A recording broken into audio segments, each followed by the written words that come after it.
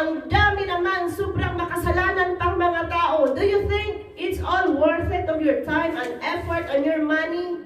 Na nag-preach ka, nag-ano ka kahit saan.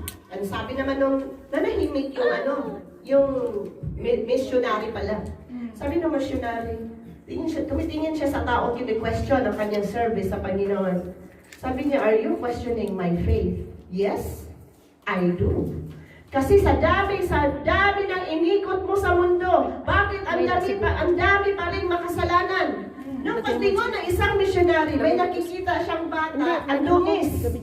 Puno ng dungis ng mga uhog, whatever. Sabi niya, alam mo ba, I question your, question ko rin yung kumpanya mo. Bakit? Di ba sabi mo nga, gumawa ka ng sabon para malinis sa mga tao, but ang dami pa rin madudungis na tao sa mundo. Sabi naman nung nag-manufacture ng sabon, yes, gumagawa ko ng sabon, but it will be effective if you will apply it. Amen? Amen. Gets nyo? Amen. Hallelujah. Ang sabon, kahit milyones pang sabon mo sa kwarto mo, kung wala kang ligo, wala ka talagang ligo. Yes. Kahit mamahalin pa yung shampoo na binibili mo, kung hindi mo gagamitin, still, you will still have kaspa. At balakuba sa ulo mo, amen po ba? Hallelujah. Ang salita ng Panginoon, even you will have 10 Bibles in your room. But if you don't even have time to open your Bible, you will never have the blessing. You will never read the goodness and the truth because pinaano mo lang yun. Amen. Hallelujah. That's why, kapatid, we should stand on what we believe. And we should stand on what we confess. Dapat nating panindigan at panghawakan kung ano ang ating kinonfess. If you confess that God is good sa buhay mo, then manahan ka at mamuhay kang may Panginoon. Because God is good, sabi mo mga kapatid, God is so good sa buhay ko. And then if you will confess na malayo naman sa pinamumuhay mo, how you can stand your confession, how you can stand and even hold na sinasabi mo, di ba? Alam mo ba, I believe that mahal ako ng aking asawa.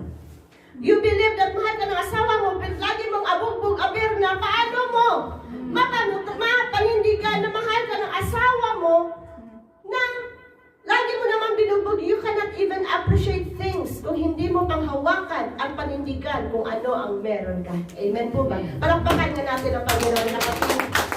Sabi nga sa manufacturer ng sabon at ang missionary, it's all same. Their focus is to give kalinisan. Sa sabon, kalinisan sa tao.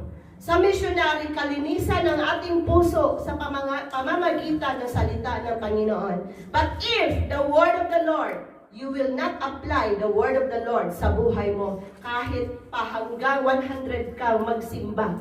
But if you don't apply the word of the Lord sa buhay mo, still you will live para matawag ka pa rin isang wicked na tao. Amen po ba? Hallelujah. Sabi nga niya sa Corinthians, I declare to you the gospel. Ano ba ang gospel? The gospel is the good news. The good news, the death, the burial, and the resurrection of Jesus. Sinasabing receive, tanggapin mo. Receive the gospel. Tanggapin mo ang good news. Hindi yung, ano na yan? Hoy, simba tayo. Simba ka nga, pupunta ka nga sa isang church. Pupunta ka sa isang church, at then pagkatapos kung ano ba, yung bang, how you can apply the humbleness sa puso mo. Kahit saan tayo kapatid, if your heart is without Jesus, if hindi mo i-apply ang Panginoon sa puso mo, wherever you go, talagang malugmo ka. Because hindi mo pinanghawakan ng mahigpit ang pangalan ng Panginoon. Hindi lamang ang pangalan ng Panginoon, ang salita ng Panginoon that He commanded us that to love Him and to love His people. Hallelujah. Sabi nga sa pressure class, naramdaman mo ba na meron kang inaasahan na tao na mag-stand sa iyo at tinalikuran ka? Mayo ka, Brad. Baka masampal, asaksak, Brad. Meron. Meron. You see, mga kapatid, may mga bagay sa buhay natin that sa ating laban, tayo lang. Amen. May mga minsan dumarating din sa buhay natin na sa laban natin, may inaasahan tayong tao na nasa atin while lumalaban tayo. But with our disappointment, wala pala ang tao na yun. Naakala natin sa ating pagkalugmok, alam ko, pag malugmok ako, yung tao na yan ang magtayo sa akin sa pagkalugmok ko. But sorry pala, nung nalugmok ka, isa din pala siyang nagpaon sa'yo sa iyong pagkalugmok. Buong akala. May mga ganon, di ba? Buong akala. May mga bagay na akala mo na maraming taong nagmamahal sa'yo because everybody are giving their smile unto you.